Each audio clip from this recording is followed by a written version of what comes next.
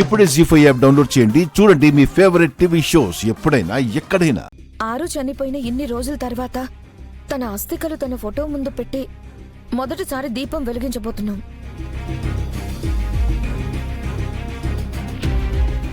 ఆ తర్వాత తన అస్థికల్ని పుణ్య నదిలో కలపబోతున్నాము. ఇదంతా ఎందుకు చేస్తున్నాం? ఈ బంధాల నుంచి దూరమై తనకి విముక్తి కలగాలనే కదా. ఆరు చనిపోయిన తర్వాత ఈ రోజు వరకు మన చుట్టూనే మనతోనే ఉన్న ఆరుకి సంతోషమైతే కలిగిందేమో, కానీ ఇలా కేవలం ఒక చనిపోయిన మనిషిలా చూసి అస్థికల్ని పెట్టి దీపం వెలిగించి నన్ను దూరం చేసుకోవాలని చూస్తున్నారా అని చాలా బాధపడుతుంది.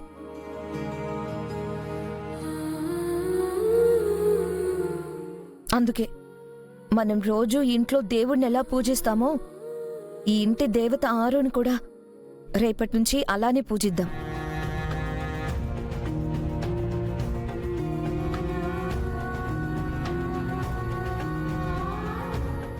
పైగా మధ్యాహ్న సమయంలో దీపం వెలిగించడం అంత మంచిది కూడా కాదు.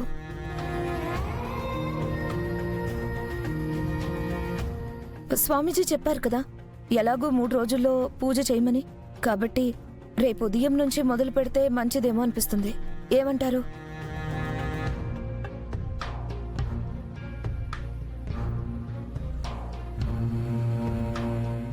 అవునా? మరి మనోహర్ చెప్పింది కూడా నిజమే.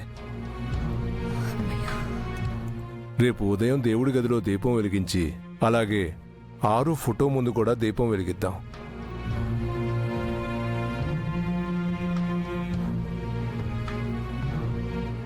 నీ భార్యగా ఆరు ఇంట్లో అడుగుపెట్టిన దగ్గర నుంచి తన్ని కేవలం ఇంటి కోడలుగానే చూడలేదు, ఈ ఇంటి దేవతలా చూశాం.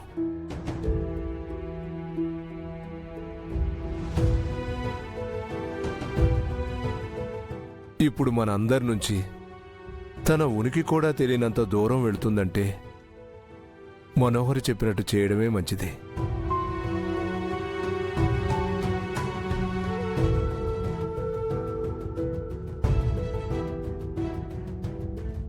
సరే నాన్న. మిస్సమ్మా, రేపు ఉదయం మనిద్దరం కలిసి దీపం వెలిగిద్దాం. అలాగే అండి. అమ్మా, ఈ ఫోటోని పట్టుకో.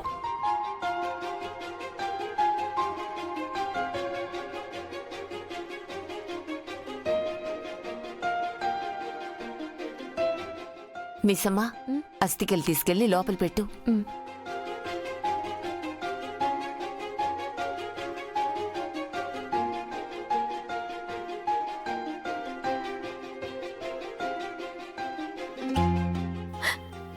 థ్యాంక్స్ మావయ్య.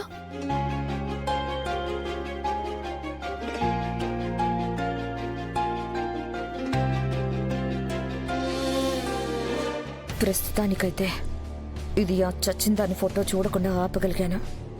కానీ దాని అస్థికలు నదిలో కలిపి అది పూర్తిగా వీళ్ళకి దూరం అయ్యే వరకు ఫోటో చూడకుండా పర్మనెంట్ సొల్యూషన్ వెతకాలి.